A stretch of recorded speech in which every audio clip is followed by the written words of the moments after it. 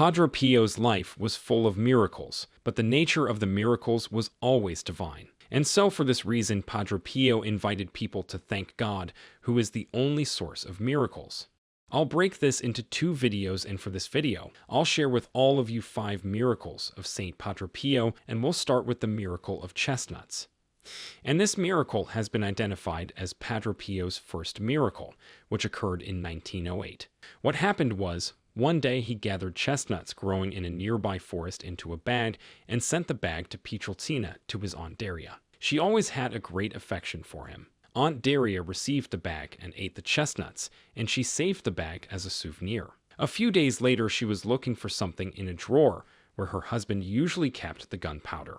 It was in the evening, so she used a candle to light up the room when suddenly the drawer caught on fire, and Aunt Daria's face got burned. After a moment, she took the bag Padre Pio sent her and put it on her face. Immediately, her pain disappeared and no wound or burn mark remained on her face. And then, for the second miracle, is the miracle of bread. During the Second World War, bread was being rationed in Italy. Padre Pio's monastery always had a lot of guests and the poor who begged there for food. One day, the friars went to the refectory and realized that the basket only had about 2 pounds of bread. They prayed and sat down before starting to eat. Padre Pio went into the church, and a while later when he came back, he was holding a pile of bread in his hands. So the superior asked Padre Pio, "Where did you get all these loaves of bread?" And Padre Pio answered, "A pilgrim at the door gave them to me." Nobody commented, but everybody, that only Padre Pio could meet such a pilgrim. Once in the monastery of Padre Pio, a friar forgot to consecrate the hosts for Holy Communion. There were only a few hosts available. But after confessions, when Padre Pio started to distribute hosts to the people, many hosts remained at the end of the service, more than had been consecrated before. A spiritual daughter of Padre Pio was reading a letter from him on the side of a road, and the wind blew the letter away, blowing it downhill to a meadow. The letter flew far away from the woman, and then suddenly it stopped flying and settled on a stone. In this way, the woman got her letter back. The day after, she met Padre Pio, who told her, "You have to pay attention to the wind next time. If I had not put my foot on the letter, it would have flown far away into the valley." During the Second World War, Louisa's son was an officer in the Royal British Navy. At that time, she prayed every day for her son's conversion and salvation. One day, an English pilgrim arrived at San Giovanni Rotondo, carrying English newspapers.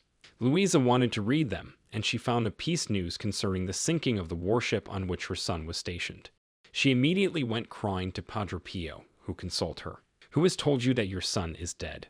In fact, Padre Pio was able to explain to her exactly the name and the address of the hotel where the young officer was staying after he escaped from the shipwreck in the Atlantic. He was there waiting for a new assignment again. Immediately, Louisa sent his son a letter, and after a couple of weeks, received a reply from her son.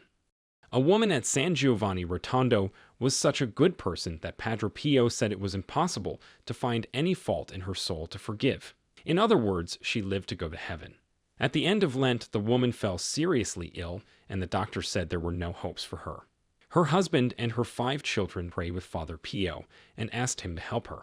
A few days later, at the beginning of the 7th hour, Padre Pio asked for the woman's healing and later told everybody, "She will resuscitate on Easter Day." But on Good Friday, the woman lost consciousness as she fell into a coma. On a Saturday, after some hours, the woman died.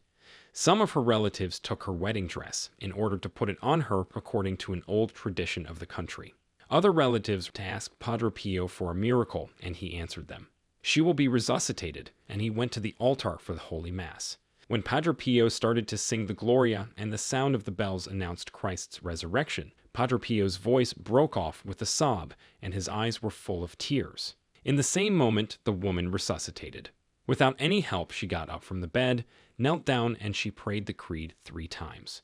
Then she stood up and smiled. She had recovered, or it's better to say she has resuscitated. In fact, Padre Pio did not say she will recover.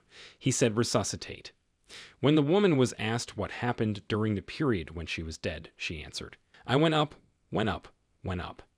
When I entered into a green light, I came back." That is all for the first episode this time. There are a few more beautiful miracles that I am going to share with all of you in the second episode. I decided to break it into 2 videos so that the video wouldn't be long. Thanks again for watching, and if you haven't subscribed, please do. Thanks again for your support.